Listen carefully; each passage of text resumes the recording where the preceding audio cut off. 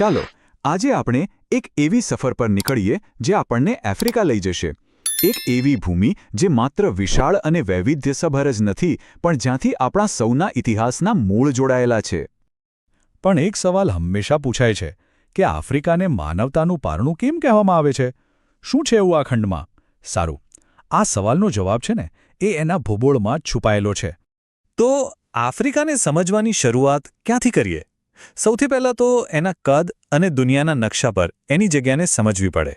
જરા વિચારો, એશિયા પછી આ દુનિયાનો બીજો સૌથી મોટો ખંડ છે, અને આ વાત ખાલી જમીનની નથી, વસ્તીની દ્રષ્ટિએ પણ એ બીજા નંબરે છે. આ એક જ વાત એના વૈશ્વિક મહત્વને સમજાવવા માટે પૂરતી છે. પણ આફ્રિકાની સૌથી ખાસ વાત શું છે ખબર છે? એનું લોકેશન. વિષુવવૃત્ત એટલે કે ઇક્વેટર, બરાબર, એની વચ્ચેથી પસાર થાય છે. અને એનું પરિણામ ગજબનું. એક જ ખંડમાં ધોધમાર વરસાદવાળા જંગલો પણ મળે અને સૂકાભઠ્ઠ રણ પણ. હવે એની સરહદો જુઓ. એને બે મોટા મહાસાગરો ઘેરી વળે છે. પશ્ચિમમાં છે એટલાન્ટિક મહાસાગર અને પૂર્વમાં છે હિન્દ મહાસાગર. આ પાણી જ એને બાકીની દુનિયાથી અલગ પાડે છે. તો ચાલો આપણી આ સફરની શરૂઆત કરીએ ઉત્તર આફ્રિકાથી. એક એવી જગ્યા જ્યાં બે એકદમ અલગ દુનિયા એકબીજાને મળે છે, રણ અને નદી. સૌથી પહેલા નજરમાં આવે છે સહારા. આ કોઈ નાનું સૂનું રણ નથી. આ દુનિયાનું સૌથી મોટું ગરમ રણ છે. એ એટલું વિશાળ છે કે ઉત્તર આફ્રિકાનો મોટાભાગનો હિસ્સો એમાં જ આવી જાય. એટલે જ તો એ પૃથ્વી પરની સૌથી કઠિન જગ્યાઓમાંથી એક છે. પણ આટલી સૂકી જમીનની વચ્ચે એક એવી વસ્તુ છે જે જીવનને ધબકતું રાખે છે, અને એ છે નાઇલ નદી. સદીઓથી આ વિસ્તાર માટે એ જીવાદોરી સમાન રહી છે.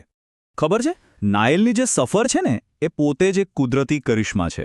મોટાભાગની નદીઓ કરતાં ઉલટું એ દક્ષિણથી ઉત્તર તરફ વહે છે. છેક વિષુવવૃત્ત પાસેથી શરૂ થઈ હજારો કિલોમીટર સુધી સહારા રણને ચીરીને ભૂમધ્ય સમુદ્રમાં ભળી જાય છે. અને આ જ નદી હતી જેણે ઇજિપ્ત જેવી મહાન સંસ્કૃતિનો પાયો નાખ્યો. સારું, તો હવે રણની રેતીને અલવિદા કહીને આપણે આગળ વધીએ છીએ દક્ષિણ તરફ, સીધા આફ્રિકાના લીલાછમ ધબકતા હૃદયમાં. અહીં ઉત્તરના રણથી એકદમ અલગ ચિત્ર જોવા મળે છે. આ છે કોંગોનું વરસાદી જંગલ. એમેઝોન પછી આ દુનિયાનું બીજું સૌથી મોટું રેઇન ફોરેસ્ટ છે. જીવનથી ભરપૂર, ગાઢ અને ભેજવાળું. તો જુઓ, આફ્રિકામાં બે મહાન નદીઓ છે અને બંનેની પોતાની અલગ ઓળખ છે. એક તરફ છે નાઇલ, જે દુનિયાભરમાં એની લંબાઈ માટે જાણીતી છે. તો બીજી તરફ છે કોંગો નદી, જેમાં વહેતા પાણીનો જથ્થો અકલ્પનીય છે. એટલે જ કોંગોને આફ્રિકાની સૌથી શક્તિશાળી નદી કહેવાય છે. ચાલો હવે આપણો રસ્તો જાય છે પૂર્વ આફ્રિકા તરફ. આ એક એવો પ્રદેશ છે જ્યાં જ્વાળામુખી, ઊંડી ઊંડી ખીણો અને અદ્ભુત વન્યજીવનનો સંગમ થાય છે. અને અહીં જે સૌથી પહેલા ધ્યાન ખેંચે છે એ છે માઉન્ટ કિલીમંજારો, આખા આફ્રિકાનું સૌથી ઊંચું શિખર. જરાક વિચારો, વિષુવવૃત્તની આટલી ગરમીમાં એની એકદમ નજીક એક પર્વત જેની ટોચ બરફથી ઢંકાયેલી હોય.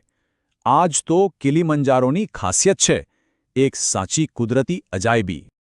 કિલીમંજારોના પડછાયામાંથી બહાર નીકળીને આપણે પહોંચીએ છીએ દુનિયાના સૌથી પ્રખ્યાત ઘાસના મેદાનોમાં, એટલે કે સેરેન્ગેટી.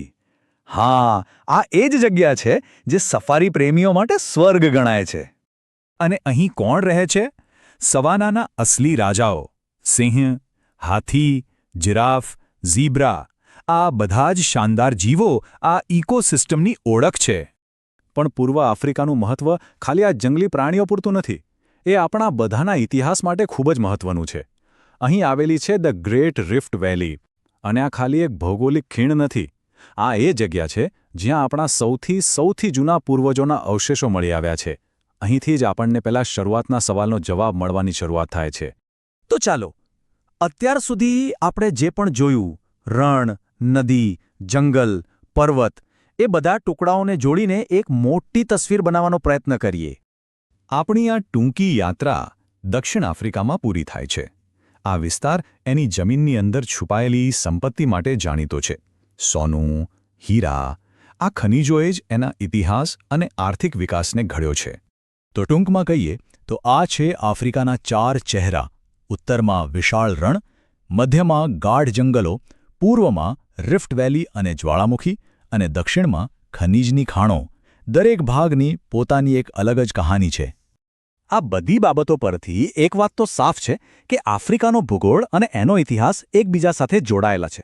પછી ભલે એ રિફ્ટ વેલીમાં મળેલા આપણા પૂર્વજોના અવશેષો હોય કે પછી નાઇલ નદીના કિનારે વિકસેલી મહાન સંસ્કૃતિઓ, આ ધરતીએ જ માનવજાતની વાર્તાને આકાર આપ્યો છે. અને અહીં આપણને આપણા પહેલા સવાલનો જવાબ મળે છે. આફ્રિકાને માનવતાનું પારણું કેમ કહેવાય છે? કારણ કે આ માત્ર જમીનનો એક ટુકડો નથી. આ એ જગ્યા છે જ્યાંથી આપણા સૌની સફર શરૂ થઈ હતી.